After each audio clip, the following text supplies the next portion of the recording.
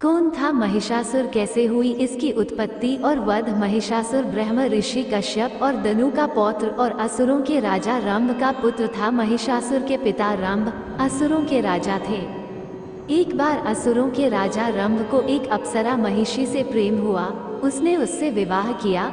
महिषी को एक भैंस बनने का श्राप था, इसलिए जब रंभ और महिषी के संयोग पुत्र उत्पन्न हुआ तो उसका नाम महिषासुर पड़ा। महेश अर्थात भैंस, भैंसे जैसा असुर। महिषासुर को अपने माता पिता से कई शक्तियां प्राप्त हुई।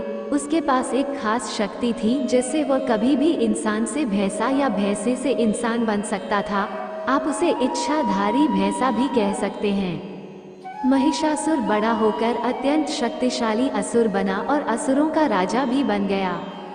अब वो न केवल पाताल लोक में अपितु स्वर्ग लोक सहित तीनों लोक का राजा बनना चाहता था, लेकिन इंद्रदेव का सामना करना उसके लिए उतना भी सरल नहीं था। देवता अत्यंत शक्तिशाली थे। महिषासुर सृष्टिकर्ता ब्रह्मा का महान भक्त था। देवताओं से अधिक शक्तिशाली बनने के लिए महिषासुर ने कठोर तपस्या करके ब्रह्मा जी को प्रसन्न किया। जब ब्रह्मा जी ने उसे वरदान मांगने के लिए कहा तो उसने अमृतत्व, अमर होने का वरदान मांगा। ब्रह्मा जी ने उससे कहा कि यह वरदान देना संभव नहीं, क्योंकि अमृतत्व का वरदान बहुत विशेष परिस्थितियों में और विशेष विभूतियों को दिया जाता है।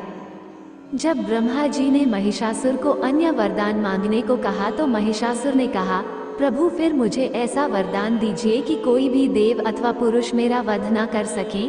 इसने सोचा, स्त्री तो वैसे भी मुझ पर विजय नहीं प्राप्त कर सकती और देव और पुरुष मुझे मार नहीं सकते, तो मैं अमर हो ही गया समझो। महिषासुर ने ब्रह्मा जी से कई और शक्तियां भी प्राप्त की और बहुत अधिक शक्तिशाली हो गया। ब्रह्मा जी भी तथास्तु कहकर वहां से चले गए। बस अब क्या था, महिषासुर वरदान पाकर बहुत अहंकारी हो गया।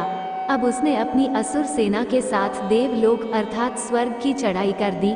पूरी तैयारी के साथ महिषासुर ने स्वर्ग पर आक्रमण कर दिया। स्वर्ग के राजा देवराज इंद्र इस युद्ध के लिए पूरी तरह तैयार न थे। इंद्र ने अपना वज्र चलाया, लेकिन महिषासुर तब तक बहुत शक्तिशाली हो चुका था। नतीजा ये रहा कि असुरों की विशाल सेना ने देवताओं की सेना को हरा दिया और देवताओं को स्वर्ग खाली करके वहां से भागना पड़ा। महिषासुर स्वर्ग का राजा बन गया। जिसने भी उसका विरोध किया उसकी हत्या हुई। महिषासुर ने कई स्त्रियों पर भी अत्याचार किया। अब देवताओं के पास त्रिदेव से सहायता लेने के अतिरिक्त कोई विकल्प नहीं बचा था। ब्रह्मा जी तो अपने भक्त महिषासुर को नहीं मारते। अब देवता भगवान विष्णु की शरण में चले गए। नारायण देवताओं को अपने साथ कैलाश ले गए, क्योंकि भगवान शिव ही हैं जिनकी भक्ति देवता और असुर दोनों करते हैं। कहा जाता है विष्णु जी ने महिषासुर से युद्ध करके उसे हरा दिया था, लेकिन ब्रह्मदेव के वरदान का मान रखने के लिए उन्होंने महिषासुर को जीवित छोड़ दिया। अब केवल महादेव ही थे जिन्हें अगर क्रोध आ जाए तो वे ब्रह्मा जी के वरदान के बारे में न सोचते हुए महिषासुर का वध कर देते। देवताओं को महादेव से उम्मीद थी, लेकिन उन्होंने महिषासुर का वध करने से मना कर दिया। अब ब्रह्मा जी, विष्णु जी और शिव जी तीनों महिषासुर का वध करने से मना कर चुके थे। देवता बहुत दुखी हुए और कैलाश से पृथ्वी की ओर चले गए। ऐसी कथा आती है, देवताओं को महिषासुर के प्रकोप से पृथ्वी पर विचरण करते देख भगवान विष्णु और भगवान शिव अत्यधिक क्रोध से भर गए। इसी समय ब्रह्मा, विष्णु और शिव के मुंह से क्रोध के कारण एक महान तेज प्रकट हुआ। अन्य देवताओं के शरीर से भी एक तेजोमय शक्ति मिलकर उस तेज से एकाकार हो गई। ये तेजोमय शक्ति एक पहाड़ के समान थी। उसकी ज्वालाएं 10 दिशाओं में व्याप्त होने लगी। ये तेजपुंज सभी देवताओं के शरीर से प्रकट होने के कारण एक अलग ही स्वरूप लिए हुए था। इन देवी की उत्पत्ति महिषासुर के अंत के लिए हुई थी, इसलिए इन्हें महिषासुर मर्दनी कहा गया। समस्त देवताओं के तेजपुंज से प्रकट हुई देवी को देखकर पीड़ित देवताओं की प्रसन्नता का ठिकाना नहीं रहा। भगवान शिव ने सर्वप्रथम अपना त्रिशूल देवी को दिया। भगवान विष्णु ने भी अपना चक्र देवी को प्रदान किया। इसी प्रकार सभी देवी देवताओं ने अनेक प्रकार के अस्त्र शस्त्र देवी के हाथों में सजा दिए। इंद्र ने अपना वज्र और ऐरावत हाथी से उतारकर 1 घंटा देवी को दिया।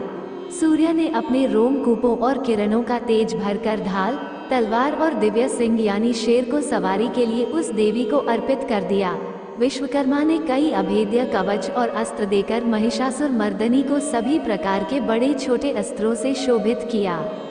एक अन्य कथा के अनुसार, जो मुझे ज्यादा ठीक लगती है, भगवान भोलेनाथ शिव ने अपनी अर्धांगिनी पार्वती जी को इस बारे में बताया। महादेव के हाथों महिषासुर का वध ब्रह्मा जी के वरदान के विरुद्ध होता, ब्रह्मा जी का अपमान होता। लेकिन महादेवी पार्वती जी के हाथों महिषासुर का वध तो वरदान का अपमान नहीं होता ना। वो तो स्त्री रूप हैं, अब गौरी माता ही इस संकट का समाधान निकाल सकती थी। देवताओं की दशा देख माँ जगत जननी जगदम्बा भवानी इतने क्रोध में आ गई, उनके शरीर से ज्वालामुखी जैसा तेज निकलने लगा और देखते देखते वो अष्टभुजा वाली माँ दुर्गा बन सिंह पर सवार हो गई। आदि शक्ति माँ दुर्गा को सभी देवताओं ने अपने शस्त्र दिए, स्वयं महादेव ने उन्हें त्रिशूल दिया। महादेव द्वारा महिषासुर का वध नियम विरुद्ध होता, लेकिन ऐसा तो बिल्कुल नहीं था कि महादेव के त्रिशूल द्वारा महिषासुर का वध नियम विरुद्ध हो। अब पार्वती जी ने कैलाश से प्रस्थान किया। अचानक असुर वहां आ गए। उन्होंने महिषासुर को पार्वती जी माँ दुर्गा के बारे में बताया।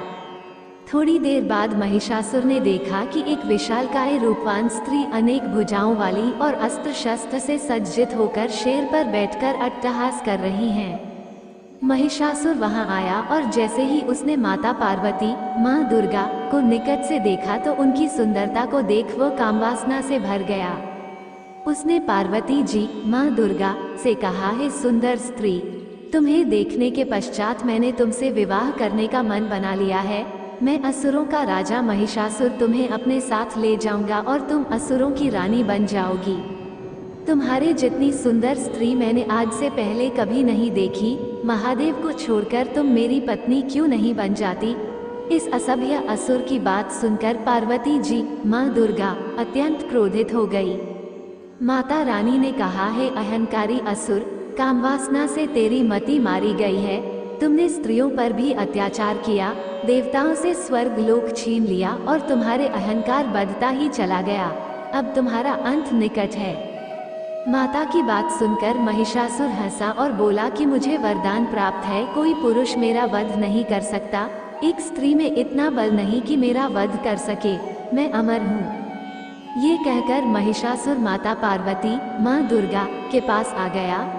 माता रानी ने प्रचंड दुर्गा रूप धारण कर लिया और महिषासुर की सेना पर आक्रमण कर दिया।